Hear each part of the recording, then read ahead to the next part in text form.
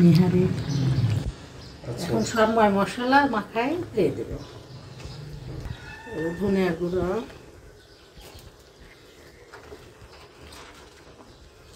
জিরা গুঁড়া।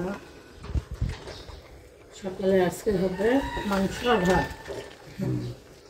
মাথায় এভাবে দিয়ে আবার পেঁয়াজ তেলের উপর দিয়ে দেওয়া যায়, ওটা আলাদা স্বাদ হয়।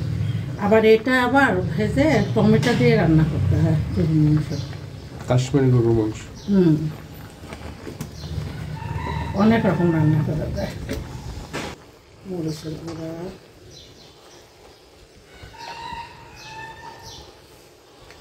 খুব সুন্দর মাংস।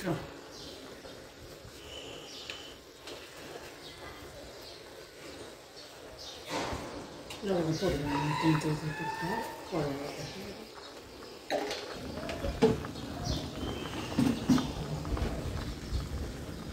তেলও আছে মাংসের, এই জন্য তেল বেশি দেবো না, অল্প। তেজপাতা দিয়ে দিলাম, আর গরম মশলা, লবঙ্গ, বড় ফল দিয়ে দিলাম। গোলমরিচটা একটু পরে দেব। এখন কষায় নিয়ে তারপর পেঁয়াজ রসুন দিলাম। এখন সব মশলা দিয়ে কষায় নিলাম। এটা অন্যরকম করে রান্না করলাম আর কি।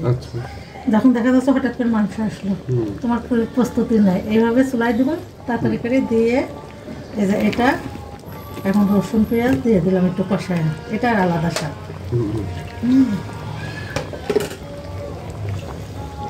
এটা আদা রসুন দিছো না? আর এই যে আদা রসুন দিয়ে দিয়েছি। এর ভিতরে একটু আদা রসুন বাটা আছে। এভাবে খেয়ে দেখে আরো সুন্দর, এটাও টেস্ট অন্যরকম হয়, বুঝছো? মানে খুব দ্রুত রান্নার জন্য। হ্যাঁ, দ্রুত রান্নার জন্য সাথে সাথে চুলায় আসার পরে ধুয়ে দিয়ে সব মশলা আস্তে আস্তে দিয়ে কষাবেন, তাহলে হয়ে যাবে। আর অনেকটা আছে ওই যে মাখায় অনেকক্ষণ রাখে চুলাতে তেলে দিয়ে বসায়, ওটা আর এখন রান্না। এই যে মাংস আস্তে আস্তে হচ্ছে, এখন কি দিবে এর মধ্যে? এর মধ্যে গোলমরিচ দিবে, মানে আগে দিলে জিনিসটা একটু ঝালতে বুঝছো? এই জন্য একটু সাদা গোলমরিচ দিলে একটু টেস্ট হয়, আর একটু কালো গোলমরিচ দিয়ে দেবো।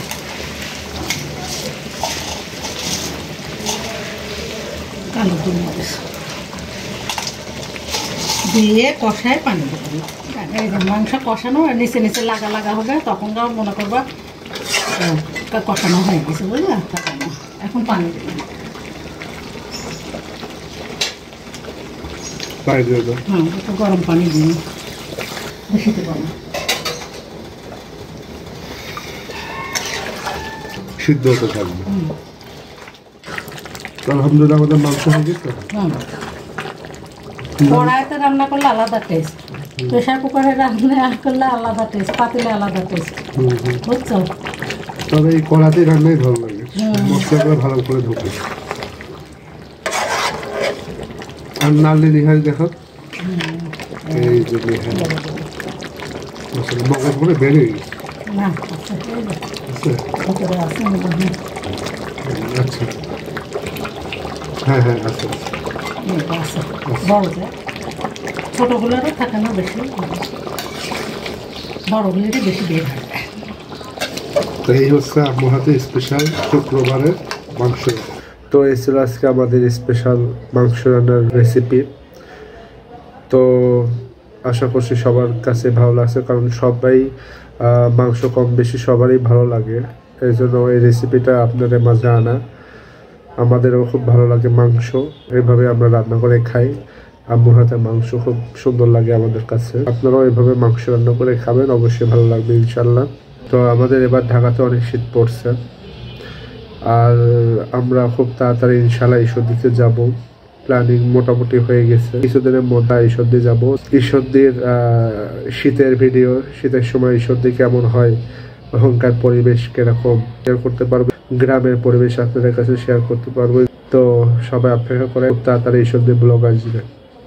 তো এখানেই বিদায় নিচ্ছি। আল্লাহ হাফিজ।